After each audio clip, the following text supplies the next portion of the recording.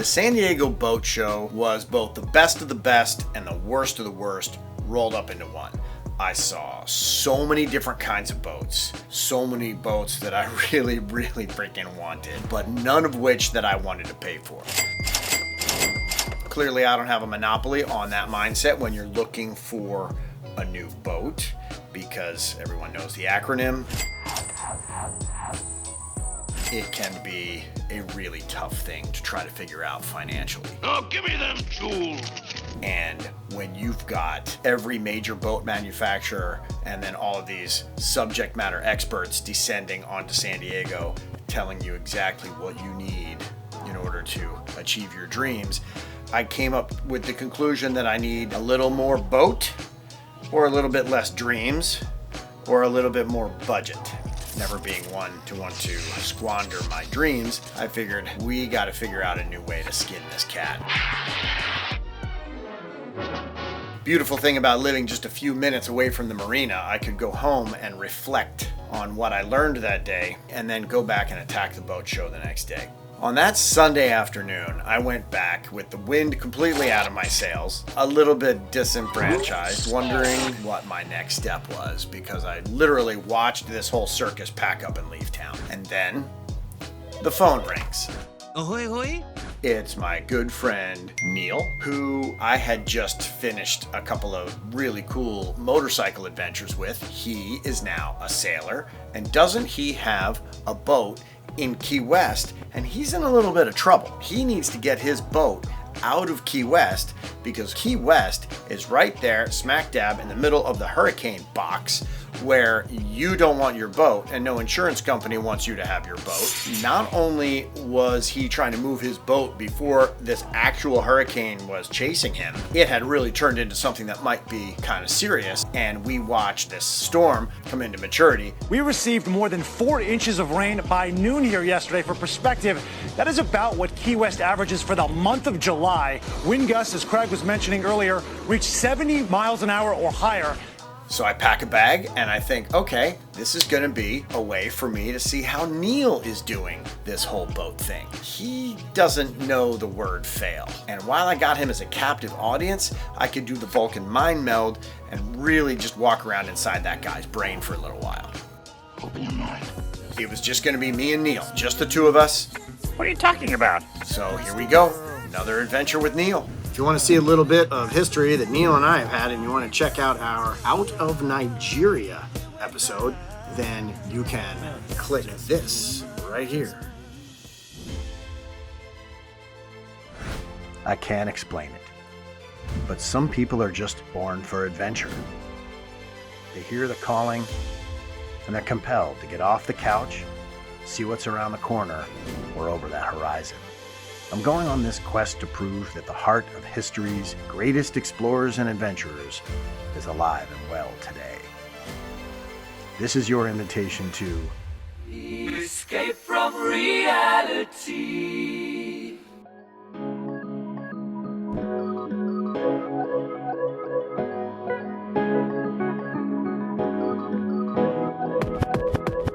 Here in the Florida Keys, folks are drawing out after feeling the effects of this storm. Conditions, as you can see behind me right now, have cleared up significantly, but we're still dealing with some of the residual impacts from yesterday. As for those strong winds we saw, those have now migrated north. When I arrived in Key West, I didn't get there as fast as I thought I might be able to.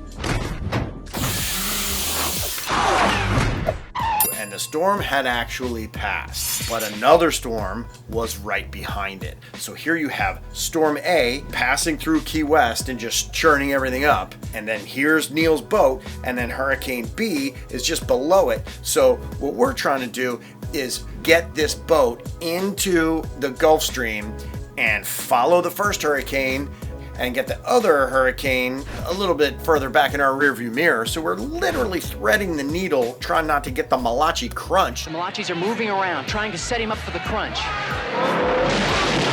And he rams the count! We got this thing down to DEFCON 1. We are at DEFCON 1. DEFCON 1? So on the day before we leave, Neil and I go grab dinner and some drinks at this place called Turtle Crawls. And this place is awesome. It's got this beautiful tower bar upstairs overlooking the marina while we're drinking a couple margaritas. he points down to this catamaran, and he said, "Oh yeah, right there. There's that boat that's in Craigslist for sale." I was like, "Neil, come on, man. You know me. I'm not buying a yacht from Craigslist. Do they even list yachts in Craigslist? I'm buying a boat from Craigslist, Neil. I got a yacht broker." Well, that's a very noble sentiment, very warm and generous, but stupid. I've got one on the East Coast. I've got one on the West Coast. I got Brent Herman. I got Philip Winter. I'm not buying a boat from Craigslist. So after a couple drinks, you start thinking about these things a little bit, and they start to consume every waking hour, and then they start to leach into your dreams. So I figured, why not walk the docks and have a look at this thing?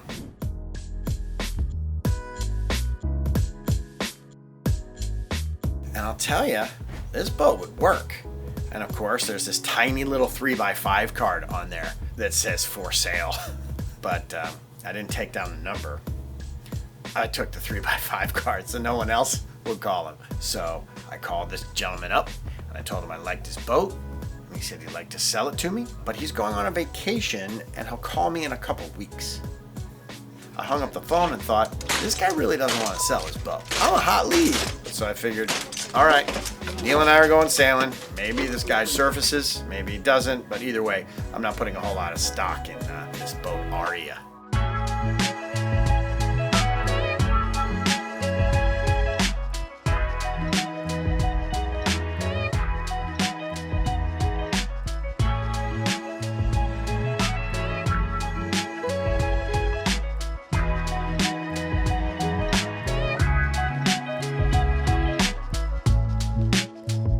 Neil is literally building his boat while at sea. I mean, he doesn't have working plumbing in there. He took a drinking water cooler, propped it up onto the helm, and was using gravity as a way to give himself some water pressure. He is showing me that you can do rustic elegance, and the sunset looks the same. The water is just as inspiring, and the spirit of adventure is permeating every cell of your existence.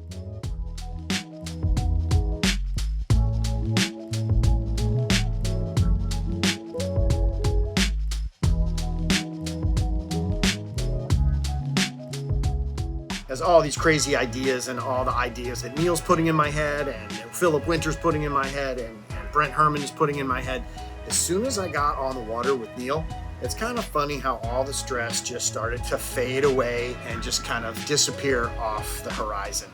And once I'm on the water, everything's going to be okay. So finally we get the boat out of harm's way. We pull into a nice safe harbor. And Neil's like, okay, I got it from here. Beat it. Beat it, beat it, beat it. Mission accomplished, crisis averted, and while I'm still sitting in the airport, don't I get another phone call on the bat phone? Yes, Commissioner. This time, it's Philip Winter, the yacht broker from the San Diego Boat Show. He's calling me from Neos Yachts, and he said, Brad, you know what you should do? You should come as our guest to the Lagoon Rendezvous Escapade.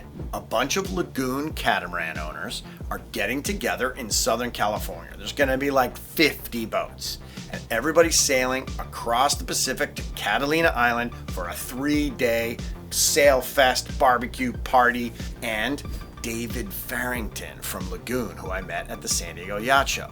I figured, all right, look, if I can sail some boats, rub elbows with these guys, I'd love to get some more FaceTime with this David Farrington guy. I just had a really good time talking with that guy, and he didn't try to sell me anything. And so maybe after a couple of cocktails, I can sort of share and care and digest a little bit with these guys and try to find out how I'm going to get into one of these boats. Strategery. Back to San Diego and to the Lagoon Rendezvous. Hit subscribe so you don't miss what happens next. Escape from reality. This is my shameless plug to ask you to help me out. I need your support to help me put this media project together. So we've chosen to partner with Patreon. Patreon is a crowdfunding site where you can donate to projects and causes, and the way it works is really simple. You just go to this website right here and you sign up. Then you can give or donate or offer any amount that you want so that I can continue making these epic adventures for you. And not to sound cliche, but every little bit helps. And all of our videos will be available for free so you don't have to donate. However, if you become one of our Restless Native patrons, you get all kinds of perks in the form of pirate booty, contests, and swag. And just a few of those little perks include exclusive early access to our episodes and videos, live feeds to me and the crew, and also access to the Restless Native only Patreon feed. And once in a while, you'll be entered into a drawing to win free trips in Key West so that you can go sailing with us. And then you and a guest can be in one of the episodes. And that's just a few of the good benefits you'll receive by being a member of our little tribe. I've been often accused of enjoying the sound of my own voice, so I'm going to spare you the rambling diatribe on all the things that you're going to get. You can see what me and the crew are up to on YouTube, Facebook, Instagram, and TikTok, and of course our website. And just so you don't miss anything, I'd love you to follow and subscribe to them all. And with that said, welcome aboard, matey. Your support is putting wind in our sails so that you can share these adventures with you. Thanks so much for watching.